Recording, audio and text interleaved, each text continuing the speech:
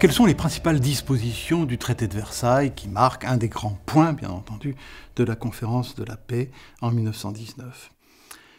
D'abord, commençons peut-être par un symbole. Le fait que ce traité soit signé à Versailles n'est bien entendu pas anodin, puisque c'est à Versailles qu'avait été proclamé l'Empire allemand le 18 janvier 1871. Par Guillaume Ier et Bismarck. Donc il s'agit bien entendu d'un retour sur l'histoire, et il s'agit bien entendu de remettre en cause totalement cet empire allemand. Deuxième symbole, les plénipotentiaires allemands qui vont signer ce traité, qui sont mis au courant des clauses du traité qu'au mois de mai 1919, vont devoir passer, avant d'aller signer ce traité, devant 5 gueules cassées françaises, 5 grands blessés de la face.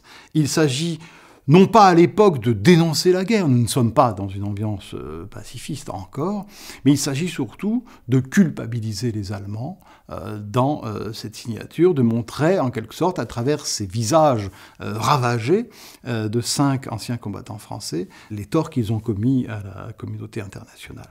Alors maintenant, quelles sont les principales dispositions de ce traité de Versailles ?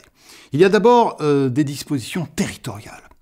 L'Allemagne perd l'Alsace-Lorraine, qu'elle avait bien entendu annexée en 1870, elle perd la Poznanie, elle perd un certain nombre de territoires, notamment ses colonies, mais elle perd aussi le Schleswig-Holstein qu'elle avait acquise par la guerre contre le Danemark en 1864.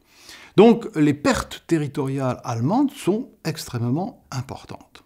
Deuxième grand point problématique, si vous voulez, de ce traité de Versailles, eh bien, les Allemands signent un chèque en blanc, puisqu'ils savent qu'ils vont devoir payer des réparations financières. On leur annonce au traité de Versailles, mais ils n'en savent pas encore la somme exacte, puisque cette somme va faire l'objet d'intenses négociations entre alliés qui ne sont pas d'accord entre eux sur les sommes à demander à l'Allemagne. Et donc, les Allemands ne connaîtront finalement le montant des réparations qu'au mois de mai 1921, c'est-à-dire 2 ans après la signature du traité de Versailles. Et au fur et à mesure des négociations interalliées, eh bien, les sommes vont monter considérablement. On va être finalement, sous la pression des Français et des Belges, il faut bien le dire, à 132 milliards de marks or. C'est une somme absolument colossale qui est à payer sur 40 années et qui est à payer en dollars. Et c'est tout à fait intéressant puisque ça montre déjà le poids nouveau mais très puissant du dollar. Autre point fondamental du traité de Versailles, il y a ce que l'on appelle les décrets infamants, les Schmarchparagraphen en allemand. Plusieurs édits du traité de Versailles posent problème pour la suite de la vie internationale. Alors notamment, il y a les fameux articles 228 et 229. Ces articles 228 et 229 montrent du doigt, pointent du doigt la personne de l'ancien empereur Guillaume II. Puisque Guillaume II est accusé de traîtrise internationale, de non-respect des traités.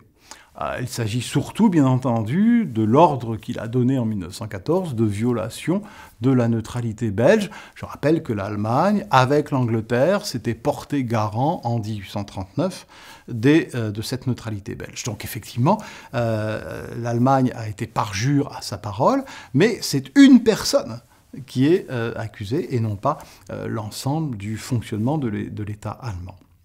Et puis, article qui pose encore plus de problèmes, c'est le fameux article 231 de ce traité de Versailles, qui, d'entrée de jeu, avait plutôt une coloration financière, mais qui va rapidement prendre un tour plus moral. Cet article 231 dit, en substance, que l'Allemagne est la seule, et je dis bien la seule responsable de la guerre.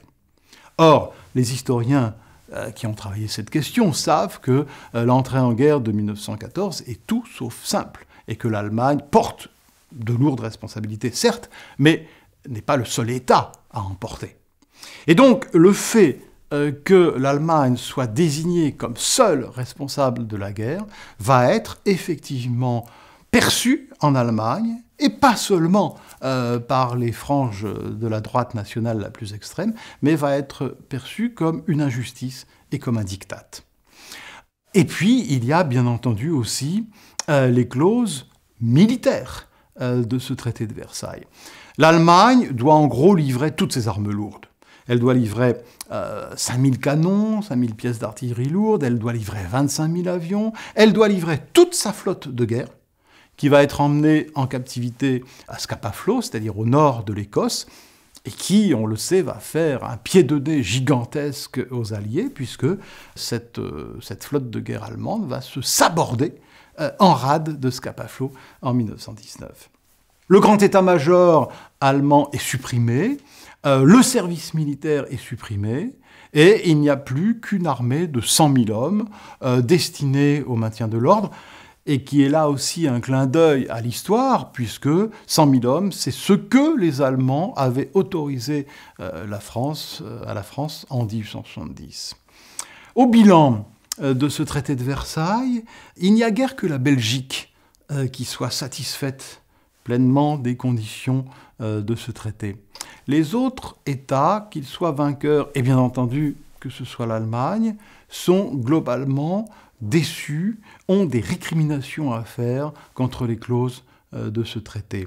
Et il est peut-être facile, a posteriori, de dire que ce traité était entaché d'un certain nombre de défauts pour l'avenir. Les diplomates ont fait ce qu'ils ont pu, mais il est certain que l'intransigeance française à l'égard de l'Allemagne a joué quand même beaucoup pour les années à venir.